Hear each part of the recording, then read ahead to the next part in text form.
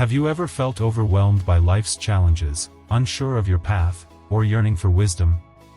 Today, we journey through time to learn from Marcus Aurelius, a great philosopher king. Imagine the 2nd century AD, the Roman Empire is at its height, led by a man who was not only emperor, but a Stoic philosopher whose journal, Meditations, still offers guidance in our fast-paced world. Who was Marcus Aurelius? A leader who, despite immense power, chose a life of virtue and constant self-improvement.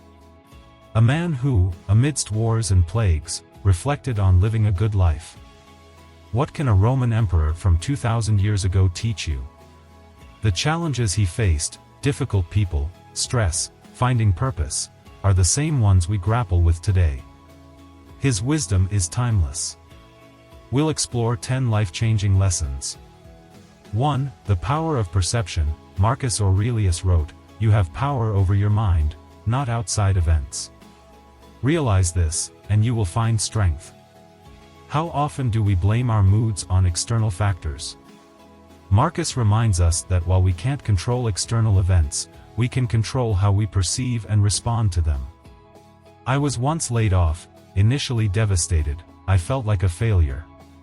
But remembering Aurelius's teaching, I chose to see it as an opportunity for growth, leading to a more fulfilling career. The event didn't change, but my perception did. How can you apply this? When facing challenges, ask, is my interpretation the only possible one? Is there a more constructive way to view this? You have the power to reframe any situation. A traffic jam becomes an opportunity for mindfulness, criticism, a chance for self-improvement. Start your day with a simple meditation, reminding yourself that you have the power to choose your response to whatever comes your way. 2. Live in the present moment. Aurelius wrote, "Never let the future disturb you. You will meet it, if you have to, with the same weapons of reason which today arm you against the present." We get caught up in regrets or anxieties, replaying past mistakes or worrying about the future. The only moment we truly have is now. How much mental energy is wasted on things that have already happened or might never happen? Socrates, when asked about anxiety over a battle, asked if they were anxious about the past or present. They weren't. He concluded they were anxious about the future, which doesn't exist and may never exist. By focusing on the present, we free ourselves from unnecessary suffering. How? 1. Mindful breathing. 2. The 5 senses exercise. Name 5 things you see, etc. 3. Single tasking. The present moment is where life happens. 3. Embrace adversity. Aurelius wrote, "The impediment to action advances action, what stands in the way becomes the way." Obstacles are opportunities for growth. An old farmer's horse ran away, his neighbors sympathized. "Maybe," he replied. The horse returned with others, his son broke his leg, then military officials came, skipping his son due to the injury. "Maybe," the farmer said each time. What seems like adversity might be an advantage. How to embrace adversity. 1. Reframe the situation, what opportunity is hidden. 2. Focus on what you can control. 3. Learn and grow, what can this teach me? Embracing adversity doesn't mean enjoying hardship, it means approaching difficulties with a growth mindset. 4. Practice gratitude. Aurelius wrote, "When you arise in the morning, think of what a precious privilege it is to be alive, to breathe, to think, to enjoy, to love." We often focus on what we lack. Aurelius reminds us that contentment comes from appreciating what we have. Viktor Frankl, a Holocaust survivor, found meaning in moments of grace even in concentration camps, a sunrise, a kind word, memories of loved ones. How to cultivate gratitude.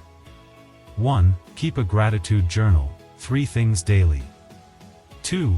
Practice mindful appreciation. 3. Express gratitude to others. Gratitude improves mood, boosts the immune system, and helps sleep. 5. Practice self-discipline. Aurelius's statement, "You have power over your mind," not outside events, underscores the importance of self-discipline. Self-discipline isn't punishment, but aligning actions with values and long-term goals.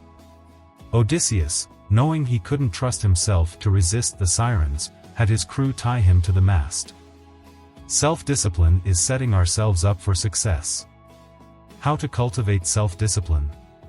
1. Start small, one habit. 2. Create systems, environment supporting your goals. 3. Practice mindfulness before acting impulsively.